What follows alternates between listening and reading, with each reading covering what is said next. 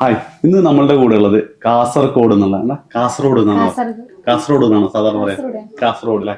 കാസർഗോഡ് എന്നുള്ള ഹസീബയാണ്. ഹസീബ നമ്മളുടെ കൂടെ +1 +2 പഠിച്ചിട്ട് റെസിഡൻഷ്യൽ ഒന്നല്ല കേട്ടോ, ഓൺലൈനായി പഠിച്ചിട്ട് നീറ്റിന് വേണ്ടിയായിരുന്നു പഠിച്ചത്. പക്ഷെ ഇപ്പൊ ജെയ് മെയിൻസ് റിസൾട്ട് വന്നപ്പോൾ ഏകദേശം 97% ഉണ്ട് അല്ലെ. സോ ഹസീബ എങ്ങനെയാ പഠിച്ചത് കാര്യങ്ങളൊക്കെ നമുക്ക് നോക്കാം. എന്ത് തോന്നുന്നു? ഫസ്റ്റ് എങ്ങനെ നേടി നീ ഇത്? ഹാർഡ് വർക്ക് തന്നെയാണല്ലേ. അത് പറയാം. ഏറ്റവും ഫസ്റ്റ് +1 ജോയിൻ ചെയ്തത് ഡെയിലി എങ്ങനെയായിരിക്കും ഒരു പഠനമൊക്കെ? ആദ്യം വെക്കേഷൻ സമയത്ത് ഡെയിലി പഠനം മറ്റു ഡിസ്ട്രാക്ഷൻ ഫോണുണ്ട്, അത് വേറെ കുറച്ച് സമയം ബാക്കി പഠനം. സ്കൂളുള്ള ദിവസങ്ങളിലൊക്കെ എങ്ങനെയായിരിക്കും നിന്റെ റുട്ടീൻ വരാ? ഞാൻ രാവിലെ 5 മണി 5:30 എണീക്കും. നിസ്കാരം എല്ലാം കഴിഞ്ഞിട്ട് 5:30 മുതൽ പഠിക്കാൻ തുടങ്ങും. 5:30 പഠിക്കാൻ തുടങ്ങും. 7:30 വരെ പഠിക്കും. പിന്നെ സ്കൂളിലേക്കുള്ള 2 മണിക്കൂർ പഠിക്കും. 7:30 വരെ എന്തായാലും പഠിക്കും. 7:45 അങ്ങനെ പോകും. പിന്നെ സ്കൂളിലേക്കുള്ള പിന്നെ സ്കൂളിൽ പോയി വരുന്നത് ഒരു 5:30 എല്ലാം ആവും വീട്ടിലെത്താൻ. പിന്നെ കുളിച്ച് ഫ്രഷ് നിസ്കരിച്ച് എല്ലാം കഴിയുമ്പോൾ പിന്നെ മഴ നിസ്കരിച്ചതിന് ശേഷം 7 മണിയാകുമ്പോൾ തുടങ്ങും. എത്ര സമയം വരെ? പിന്നെ 11 മണി കഴിഞ്ഞാൽ കിടക്കും. അപ്പൊ അതുവരെ 10:30 വരെ. അപ്പം ഓൾമോസ്റ്റ് ഒരു 5:30 to 6 hours ഡെയിലി പഠിച്ചിട്ടുണ്ട് അല്ലേ? ഓക്കെ. ആൻഡ് ആ പഠിച്ചത് തന്നെയാണോ ഇതിന് ഏറ്റവും കൂടുതൽ ഹെൽപ്പ് ചെയ്തത്? മനസ്സിലാക്കി പഠിക്കാം. ഇതില് എങ്ങനെയാണ് നിനക്ക് ഇപ്പൊ നിന്റെ ഫോൺ യൂസ് അതാണ് മെയിൻലി എനിക്ക് ഇവരോടൊക്കെ പറയാനുള്ളത്. അതായത് ഫോൺ യൂസേജ് ഒക്കെ എങ്ങനെയാ എത്ര സമയം ഇൻസ്റ്റാഗ്രാം ഉപയോഗിക്കും? ഇൻസ്റ്റാഗ്രാം ഇല്ല. ഇൻസ്റ്റ ഇല്ല. ഓ ഓക്കെ. യൂട്യൂബ് ഉണ്ട്, പക്ഷെ യൂട്യൂബിന് ലോക്കാണ്. ലോക്ക് എനിക്കറിയില്ല, ഉമ്മക്ക് മാത്രമേ അറിയൂ. ഓ, പാസ്വേഡ് ഉണ്ട്. അപ്പൊ ക്ലാസ് കാണുന്ന സമയത്ത് ഞാൻ ഉമ്മയുടെ അടുത്ത് പോയി തുറക്കും. ക്ലാസ് കഴിഞ്ഞ് ഞാൻ ബാക്ക് അടിച്ചു. എനിക്ക് തോന്നുന്നു ഞാൻ ഇന്റർവ്യൂ ചെയ്ത 3 ആൾക്കാരിൽ 3 ആൾക്കാർക്കും ഇൻസ്റ്റ ഇല്ല കേട്ടോ. ആൻഡ് എനിക്ക് തോന്നുന്നത് ഇപ്പൊ നിങ്ങൾ പലരും ആൾക്കാരെന്തായിരിക്കും ഒരുപാട് കഴിവുണ്ടായിട്ടും അത്ര നല്ല മാർക്ക് സ്കോർ ഇല്ല, നമ്മൾ വിചാരിച്ച ലെവലിലേക്ക് എത്താത്തതിന്റെ ഒരു റീസൺ ഉറപ്പായിട്ടും ഈ ഒരു സംഭവം തന്നെയായിരിക്കും. കാരണം ഈ ഒരു 2 വർഷം ഇൻസ്റ്റ ഇല്ലാതായി കഴിഞ്ഞാൽ ഇതുപോലെ തന്നെയാണ് ലൈഫിൽ മൊത്തം. ഇൻസ്റ്റ എടുക്കുമോ നീ? കോളേജിലേക്ക് എത്തൂല. അപ്പം ഇനിയിപ്പോ എന്താ നിന്റെ പ്ലാൻ? ഇപ്പൊ നീറ്റ് ആയിരുന്നു നിന്റെ ആഗ്രഹം ഉണ്ടായിരുന്നത്.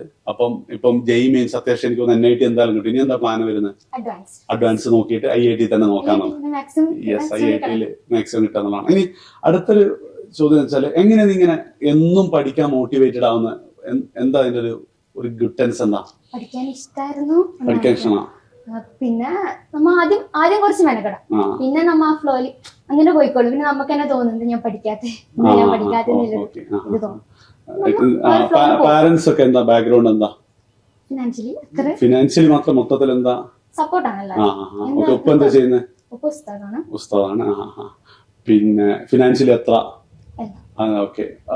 ആ ഒരു ഫാക്ടർ, അതായത് പലപ്പോഴും എനിക്ക് തോന്നിയൊരു കാര്യം എന്ന് വെച്ചാൽ ഈ +1 +2 കുട്ടികൾക്കൊക്കെ ശരിക്കും ആ ഒരു 2 വർഷം ഒരു മര്യാദയ്ക്ക് പഠിച്ചാല് ഒരിക്കലും ഓരോ പാരന്റ്സിനെ രക്ഷപ്പെടുത്താൻ പറ്റും. ഞാൻ എപ്പോഴും പറയുന്ന ഒരു രക്ഷക എന്നുള്ള റോള് കിട്ടുന്നുള്ളത്. അപ്പൊ അങ്ങനെ ഒരു എയിം അല്ലെങ്കിൽ തോട്ട് എപ്പോഴെങ്കിലും നിന്റെ മനസ്സിലുണ്ടായിരുന്നു? എപ്പോഴെങ്കിലും? കാരണം ഉപ്പ കഷ്ടപ്പെടുന്നത് ഞാൻ കാണുന്നുണ്ട്. എനിക്ക് ഡെയിലി പോവാനായാലും വരാനായാലും കുറെ പൈസ വേണം. ഡെയിലി വരുമ്പോൾ കുറെ വേണ്ടേ. അപ്പൊ എനിക്കറിയാം ഉപ്പ കഷ്ടപ്പെടും. അപ്പൊ ഇവരെങ്ങനെയെങ്കിലും ഞാൻ ഒരു ജോലിയിൽ എടുത്ത് നല്ല നിലയിൽ എത്തിച്ചോണ്ട് ഇവരെ ഹെൽപ്പ് ചെയ്ത് എനിക്ക് അതാണ്. പക്ഷെ പിന്നെ ഞാനിങ്ങനെ നല്ല മാർക്കെല്ലാം വാങ്ങിക്കാൻ എനിക്ക് ഭയങ്കര അഭിമാനമാവും. അപ്പൊ അതൊരു ഭയങ്കര ഫാക്ടർ ആയിട്ടുണ്ടല്ലേ പാരന്റ്സിന്? അവർക്ക് സന്തോഷം വരും, അല്ലെങ്കിൽ അവരെങ്ങനെങ്കിലും ഹെൽപ്പ് ചെയ്യണം എന്നുള്ള ഒരു മോഡ് എപ്പോഴൊന്ന്. ഇത് റിസൾട്ട് ഒക്കെ വന്നപ്പോ ഉപ്പൊക്കെ എന്ത് പറഞ്ഞു? ഭയങ്കര സന്തോഷം. ഞാൻ എന്ത് വേണമെന്ന് പറഞ്ഞാലും ഉപ്പ് ഇതുവരെ എന്നോട് പറഞ്ഞിട്ടില്ല. ഞാൻ +1 +2 ടെക്സ്റ്റ് ബുക്കിന് നല്ല പൈസ ഇല്ലേ. അപ്പൊ ഞാൻ പറഞ്ഞു എനിക്ക് ടെക്സ്റ്റ് ബുക്ക് വേണ്ട, ഞാൻ ആരുടെങ്കിലും പഴയത് വാങ്ങിക്കോളൂ. പറഞ്ഞു വാങ്ങിക്കോ, എന്നിട്ട് പുതിയത് വാങ്ങി തന്നിട്ടുണ്ട്. എന്ത് വന്നാലും എന്നോട് നോ പറഞ്ഞിട്ടില്ല. അപ്പൊ എനിക്ക് അവർ കഷ്ടപ്പെടുന്നത് എനിക്കറിയാം, ഇപ്പൊ എത്രത്തോളം കഷ്ടപ്പെടുന്നുള്ളത്. അപ്പൊ അവരത്രയും കഷ്ടപ്പെടുമ്പോൾ നമുക്ക് തിരിച്ചെന്തെങ്കിലും കൊടുക്കണ്ടേ? നമുക്ക് ഇങ്ങനെ മാർക്ക് വാങ്ങി നല്ല ജോലി നേടി അതിൽ നമുക്ക് ജീവിക്കും. ഈ റിസൾട്ട് വന്നപ്പോ ആ ഒരു തിരിച്ചു കൊടുത്തതിന്റെ ഒരു ഫീല് വന്നു. NIT 4 കൊല്ലം പഠിച്ചു കഴിഞ്ഞാൽ നല്ലൊരു ജോബ് കിട്ടും. എനിക്ക് എത്രയും പെട്ടെന്ന് സപ്പോർട്ട് ചെയ്യാൻ. ഉമ്മക്ക് എന്തായിരുന്നു റോള്? ഉമ്മ എങ്ങനെ ഉണ്ടായിരുന്നു? ഒന്ന് ഇത് തന്നെ വലിയ റോളാട്ടോ. അതായത് ഫോണ് ലോക്ക് ചെയ്ത് വെച്ച് എനിക്ക് ആവശ്യത്തിന് മാത്രം തരിക എന്നുള്ളത് തന്നെ ഭയങ്കരമായിട്ട് നിന്നെ ഹെൽപ്പ് ചെയ്തു. ഒരു 5-10% അതുകൊണ്ട് മാത്രമായിരിക്കും നിനക്ക് കിട്ടിയിട്ടുണ്ടാവാം. Okay right. അപ്പം ഉമ്മ നല്ല രീതിയിൽ സപ്പോർട്ട് ചെയ്തിട്ടുണ്ട്. സപ്പോർട്ട് ചെയ്തിട്ടുണ്ട്. ഇപ്പൊ ഞാൻ രാത്രി ലേറ്റ് ആയിട്ട് പഠിക്കുന്നുണ്ടെങ്കിൽ ഞാൻ ഒരു സമയത്ത് രാത്രി 8 മണിക്ക് ഉറങ്ങി ഒരു 10 മണി 12 മണി എണീച്ച് പിന്നെ പഠിക്കാൻ. അപ്പോ ഉമ്മ ആ സമയത്ത് ഫുഡെല്ലാം എനിക്ക് എടുത്ത് അവിടെ പൊത്തി വെച്ച് പിന്നെ ഉമ്മ കിടന്നുറങ്ങും. അപ്പം ശരിക്കും പറഞ്ഞു കഴിഞ്ഞാൽ എനിക്ക് തോന്നുന്നത് അവർ ഭയങ്കര ലക്കിയാണെന്നാണ്. കാരണം ഇതുപോലത്തെ ഒരു കാരണം ഞാൻ പലപ്പോഴും എനിക്ക് ഫീൽ ചെയ്യുന്ന ഒരു കാര്യം എന്ന് വെച്ചാൽ ആൾക്കാർ സീരിയസ് അല്ല, കുട്ടികൾ ഒട്ടും സീരിയസ് അല്ല. ഈ 2 വർഷം എന്താണ് എങ്ങനെയെങ്കിലും എൻജോയ് ചെയ്യാന്ന് ഭാവിയെ കുറിച്ച് ഒരു ചിന്തയില്ല. പക്ഷെ അത് ചിന്തിച്ചിട്ട് അതിനു വേണ്ടിയിട്ട് ഞാൻ എന്ത് ചെയ്തിട്ടുണ്ട്, എഫേർട്ട് എടുത്തിട്ടുണ്ട്. 2 വർഷം കഷ്ടപ്പെട്ട് പിന്നെ നമുക്ക് എൻജോയ് ചെയ്യാം.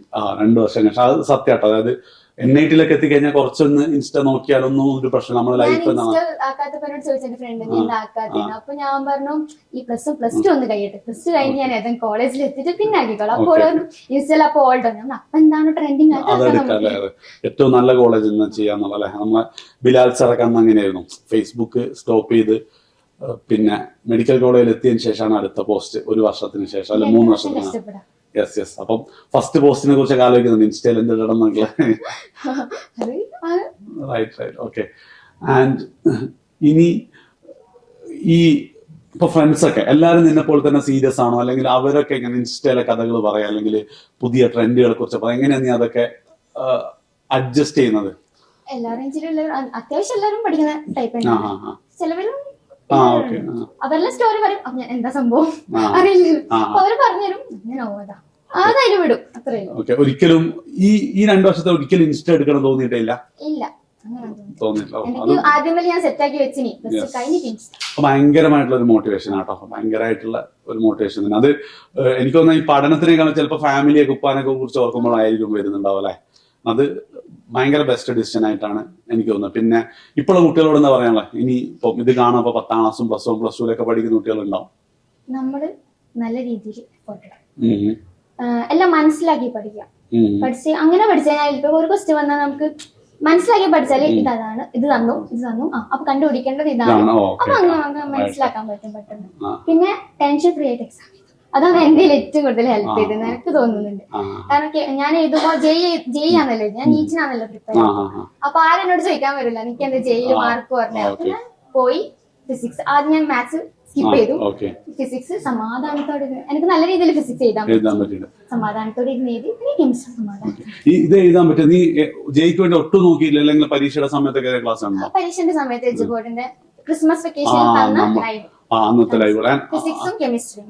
ആ ലൈവുകൾ കാണുമ്പോൾ ഞാൻ കുറച്ച് നോക്കിയിരുന്നു, പക്ഷെ എനിക്കൊന്നും അത് നല്ല ഡിഷൻ. ഫിസിക്സും കെമിസ്ട്രിയും തന്നെ നല്ല പെർസെന്റേജും വന്നിട്ടുണ്ടാവും. അപ്പം പരീക്ഷയുടെ തലേന്ന് ജസ്റ്റ് ജെയ് എന്താന്നൊക്കെ അറിയാൻ വേണ്ടി ജസ്റ്റ് ഒന്ന് ആ ലൈവുകളൊക്കെ കണ്ടു. അന്ന് ക്രിസ്മസ് പിന്നെ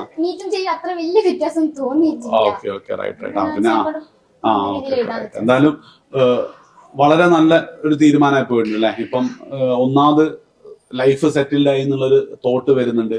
പിന്നെ പാരന്റ്സിനാണെങ്കിലും ഇനി എന്താണ് 4 വർഷം കൊണ്ട് നല്ല രീതിയിൽ എന്ത് ചെയ്യാൻ പറ്റും, നിനക്ക് അവരെ സപ്പോർട്ട് ചെയ്യാൻ പറ്റും. പിന്നെ അതേപോലെ തന്നെ അവിടെ എന്താണ് വല്ലാതെ നീ ഒന്നും ഉഴപ്പിയിട്ടില്ലെങ്കിൽ ഉറപ്പായിട്ട് എന്താണ് ഇപ്പം ഉപ്പൊക്കെ എന്താണോ നിന്റെ സ്വപ്നം കാണുന്നത് ആ ഒരു രീതിയിലേക്ക് നിനക്ക് എത്തി വെക്കാൻ പറ്റും. അവരോട് ഒരിക്കൽ കൂടെ പറയാൻ ഭാഗ്യം ചെയ്ത പാരന്റ്സ് ആണ്. കാരണം എന്താ വെച്ചാല് ഇങ്ങനെ മോട്ടിവേറ്റഡ് ആയിട്ടുള്ള ആൾക്കാരൊന്നും ഒരിക്കലും ഇപ്പൊ കിട്ടാറില്ല. നമുക്കൊരു കാര്യം ചെയ്യും, ഇപ്പൊ ഇവിടെ ഇല്ലേ, ഉപ്പാനൊന്ന് വിളിച്ചാലോ. എന്താ പേരെന്താ? ഇവളിപ്പോ ഇങ്ങനെ പറയുന്നുണ്ടായിരുന്നു, അതായത് പഠിക്കാനൊക്കെ ഏറ്റവും കൂടുതൽ ഊർജം നൽകിയത് നിങ്ങളെ കഷ്ടപ്പാടും നിങ്ങൾ ഇങ്ങനെ ബുദ്ധിമുട്ടുന്നതൊക്കെ കണ്ടിട്ടാണ് എന്നൊക്കെ ഉള്ളത്. ഞാനത് കാണിക്കാം, ഓടെന്ത് പറഞ്ഞു കഴിഞ്ഞാലും പൈസ സാമ്പത്തികമായിട്ടുള്ള ഒരു ബുദ്ധിമുട്ട് നിങ്ങൾ കാണിക്കാറില്ല. അതായത് ഇപ്പൊ കാസർഗോഡൊക്കെ എല്ലാവരും ഈ ഒരു ലെവലിലേക്ക് തന്നെ എത്തി, നിങ്ങളെ പോലത്തെ ഒരു വിശാല ചിന്തയിലേക്ക് എത്തിയിട്ടുണ്ടോ, അല്ലെങ്കിൽ ഇപ്പോഴും ആ ഒരു പഴയ സിസ്റ്റത്തിലേക്ക് തന്നെ ആലോചിക്കുന്ന ആൾക്കാരുണ്ടോ? എനിക്ക് ഭയങ്കര പരിചയഭാഗത്തേക്കില്ല, എന്നാലും വിദ്യാഭ്യാസപരമായിട്ട് ഇന്ന് കൂടുതൽ പഠിക്കണം എന്ന് ആഗ്രഹിക്കുന്നവരാണ് അധികം. ഉസ്താദുമാരായി കഴിഞ്ഞാൽ പഠിക്കണം എന്നുള്ള ഒരു ചിന്താഗതിയാണ്. അത് എനിക്കും പറയാനുള്ളത്, പഠിക്കുന്ന മക്കളാണെങ്കിൽ അവർക്ക് എല്ലാ സപ്പോർട്ടും കൊടുക്കണം. സാമ്പത്തികപരമായിട്ട് നമുക്ക് ആവില്ല ചെയ്യാം. പഠനത്തിൽ അവരെ പിന്നോട്ട് അടുപ്പിക്കാൻ പാടില്ല. എല്ലാ പ്രോത്സാഹനം അവർക്ക് കൊടുക്കണം. എന്നാലും നമുക്ക് എന്താ ഭാവിയിൽ ഒരു തുണയായി മുതൽക്കെട്ടായി മക്കളുണ്ടാവും. ഇവിടെ ഈ റിസൾട്ട് ഒക്കെ നിങ്ങളുടെ ഫ്രണ്ട്സിനോടും ബാക്കി ഇതിന്റെ സംഘടനയിലെ ആൾക്കാരോടൊക്കെ പറഞ്ഞാൽ അവരൊക്കെ എന്താണ് ഒരു റെസ്പോൺസ് ഒക്കെ? അവർ തന്നെയാണ് എന്നെ സപ്പോർട്ട് ചെയ്തത്. നോക്കി ബാംഗ്ലൂരിൽ കൊണ്ട് എല്ലാ സൗകര്യവും ചെയ്തു തന്നത് പോലെയാണ് കാര്യങ്ങളൊക്കെ കോളേജ്. ഇന്നും അവർ പറയുന്നത് പറഞ്ഞാൽ നിങ്ങൾക്ക് എല്ലാ പറഞ്ഞ സപ്പോർട്ടും നിങ്ങളുടെ മക്കൾ വിദ്യാഭ്യാസം പഠിക്കണം എന്നുള്ളതാണ്. സപ്പോർട്ട് അവർ തരുന്നുണ്ട് അല്ലെ. അപ്പം അത് ചിലപ്പോ എനിക്ക് തോന്നുന്നു 2 വർഷമൊക്കെ കഴിഞ്ഞാല് മോള് NIT-യിലാണ് അല്ലെങ്കിൽ മോള് IIT-യിലാണ് പഠിക്കുന്നതെന്നൊക്കെ പറഞ്ഞാൽ അവിടുത്തെ കുട്ടികളൊക്കെ എന്ത് ചെയ്യാൻ പറ്റും, ഒരു അഭിമാനം നമുക്കുണ്ട്. എല്ലാവരും പറയാം മോള് അപ്പൊ ഉന്നതമായിട്ടുള്ള ഒരു സ്ഥാനത്തുണ്ട് എന്നുള്ളത് നമ്മൾ ആ ലെവൽ ചെറുതാണെങ്കിലും നമ്മുടെ മക്കൾ ആ ലെവൽ നമ്മൾ ഇന്നും ഉന്നതമായ ഒരു സ്ഥാനത്താണ്. അപ്പൊ സന്തോഷം. നിങ്ങൾക്ക് അറിയാം നിങ്ങളെ പാരന്റ്സ് എത്രമാത്രം നിങ്ങൾക്ക് വേണ്ടി സ്ട്രഗിൾ ചെയ്യുന്നുണ്ട്. അതായത് നിങ്ങൾ ജനിച്ചന്ന് മുതൽ ഒരുപക്ഷെ അവരെന്ത് ചെയ്യുന്നുണ്ടാവും, നിങ്ങളെ കുറിച്ച് സ്വപ്നം കാണുന്നുണ്ടാവും. എന്താണ്, മോൻ വലുതാവുന്നുണ്ട് അല്ലെ മോള് വലുതാവുന്നുണ്ട്, അതിനുശേഷം എന്താണ് എന്റെ കഷ്ടപ്പാടുകളൊക്കെ മാറും. ചിലപ്പോൾ നിങ്ങൾ ഒരു +1 +2 ഒക്കെ എത്തുമ്പോൾ അവരിങ്ങനെ വർഷങ്ങൾ എണ്ണുന്നുണ്ടാവും. +2 കഴിഞ്ഞ് ഒരു 4-5 വർഷം, ഒരു 7 വർഷം കൂടി എനിക്ക് ഈ കഷ്ടപ്പാടൊക്കെ ഉണ്ടാവും എന്നുള്ളത്. പക്ഷെ സങ്കടകരമായ കാര്യം എന്താ വെച്ച് കഴിഞ്ഞാൽ ഭൂരിഭാഗം മക്കൾക്കും എന്താണ് അത് ഓർമ്മയിലൊന്നും ഉണ്ടാവില്ല എന്നുള്ളതാണ്. പക്ഷെ അങ്ങനെ ഓർമ്മയിൽ നിങ്ങൾക്ക് ഉണ്ടെങ്കിൽ ഉറപ്പായിട്ട് എന്താണ് ഇനിയും അടുത്ത ഹസീബമാരാവാൻ നിങ്ങളെ കൊണ്ട് പറ്റും. ആൻഡ് നിങ്ങളെ പാരന്റ്സ് നിങ്ങളിൽ എന്ത് ചെയ്യുന്നുണ്ട്, ഒരു രക്ഷകനെയോ എന്ത് ചെയ്യുന്നുണ്ട്, സ്വപ്നം കാണുന്നുണ്ട്. അപ്പം ഇതുവരെ കഴിഞ്ഞതൊക്കെ പോട്ടെ, ഇനി അങ്ങോട്ടുള്ള സമയം എന്ത് ചെയ്യാം, പാരന്റ്സിന്റെ മുഖം കൂടെ ഓർത്തുകൊണ്ട് നിങ്ങളുടെ ഏറ്റവും നല്ലൊരു കോളേജിൽ എത്തുന്നവരെങ്കിലും ആ ഒരു ഹാർഡ് വർക്ക്, ബാക്കി എല്ലാ ഡിസ്ട്രാക്ഷൻസും മാറ്റി വെച്ച് ഹാർഡ് വർക്ക് ചെയ്യണമെന്നാണ് എനിക്ക് നിങ്ങളോട് പറയാനുള്ളത്.